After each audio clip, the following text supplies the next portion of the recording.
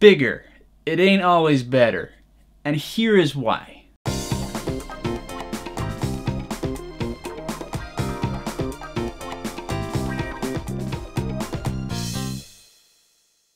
Skyscraper is directed by Ross and Marshall Thurber, who is known for directing Central Intelligence and Dodgeball, a true underdog story. The story follows a former FBI agent who must rescue his family from the tallest skyscraper in the world after it's taken over by terrorists and set on fire. For starters, I'll say if you're a fan of The Rock, then you'll probably find something to like in this. He gives a pretty good performance for Dwayne Johnson.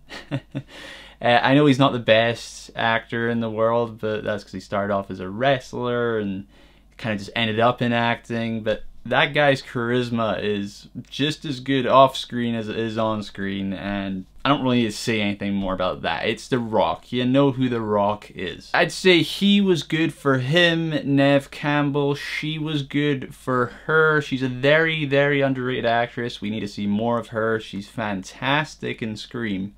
If you've never seen Scream and you're okay with horror movies, slasher films, definitely watch it. One of the best films you'll ever see. For what they both had to work with, they did fine. Like, I think they've done better. They've both done much, much better, but the script in this is just really, really weak. The concept was really cool. Die Hard meets the Towering Inferno. The promotional posters they made for them were fantastic. I may even buy one of them, but probably not because I wasn't a big fan of the movie. So yeah, probably not going to do that actually. And I like how they handled The Rock with a synthetic leg. They didn't make too big a deal about it. It's just part of him, part of his character. And you see a little bit of the kind of things he has to do with that weakness, but they embrace it and they actually make it a strength, which is really good. And I like how they didn't make the synthetic leg ridiculously powerful and have like a machine gun or just something stupid like that. It was very realistic with that regard. But yeah, this film was not a big fan. So for starters, with the leg, they show you at the start how he loses it and how he meets his wife in the film. You didn't need to see any of that. You could cut that entire 5-minute sequence. You don't need to know why. You don't need to know how they met. It has nothing to do with the rest of the movie. And really the first half hour is just really, really dragged out, and it's kind of like, come on, just start it already. I want to see something happening, not all this setup, which wasn't even that good of a setup. I think they would have been better either just going the Towering Inferno approach with just the fire, or just the Die Hard approach with terrorists in the building and you have to work your way through the building and save people. It didn't really work mixing the two together.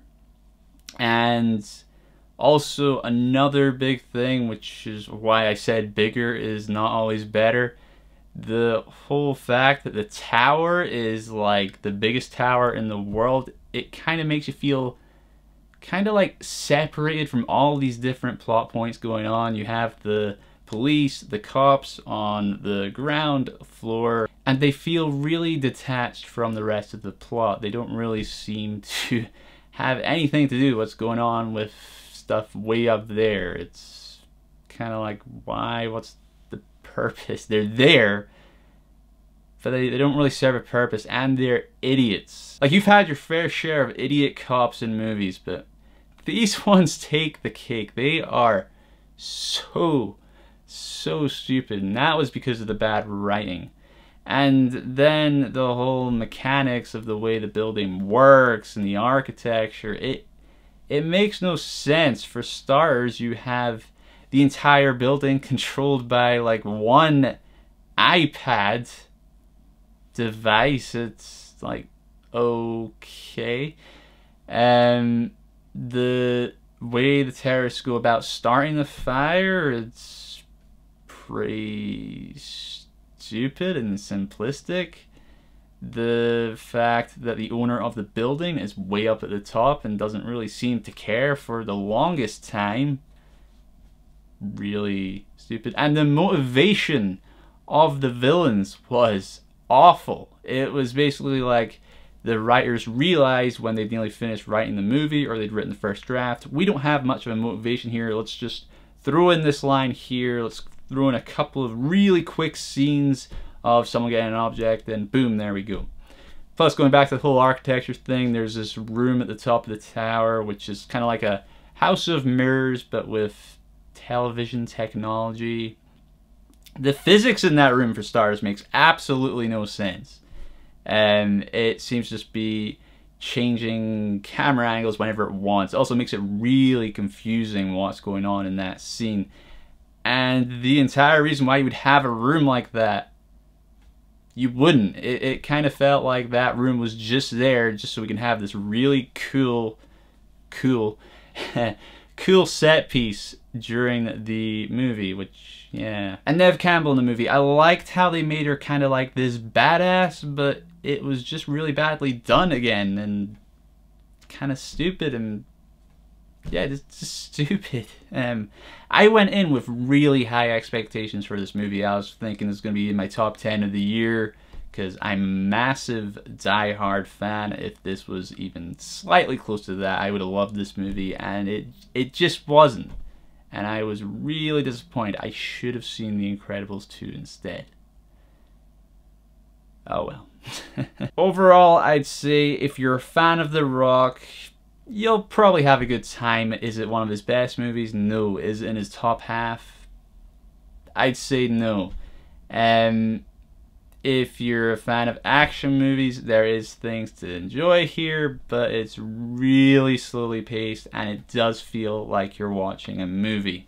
I would give Skyscraper a 4.5 out of 10. I'm not sure if it's because I went in with too high expectations. Maybe it is just not that good a movie. It's not. Yeah, and it's set in Hong Kong, and you don't really make use of any of that, really. It could have been set in freaking New York and it wouldn't really made a difference. So yeah, you got all these nice landscapes and stuff in Hong Kong.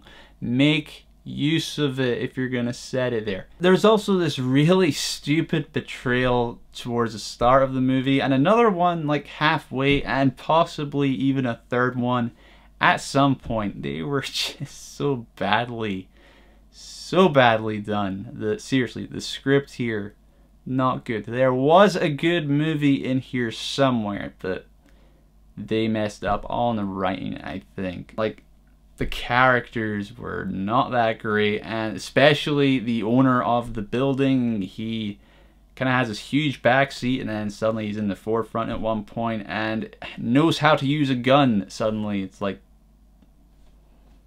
fine, okay, let's just roll with this. Okay. Yeah, don't go into this movie expecting like an Oscar wherever you film. I'm sure you wouldn't anyway, but yeah, don't go in expecting this to make that much sense. I saw this last night, and I'm gonna be honest, I'm already forgetting most of it. So by the end of this weekend, I'm not even gonna remember any of this movie whatsoever. I think that says it all. So what did you think of the movie? Have you seen it? Are you going to see it? Let me know in the comments below. And if you enjoyed this video, make sure to hit that like button, subscribe to my channel so you can keep up to date with future content. And you can find me on all forms of social media at FraserJub, Facebook, Twitter, and Instagram. And I will see you next time. Bye bye.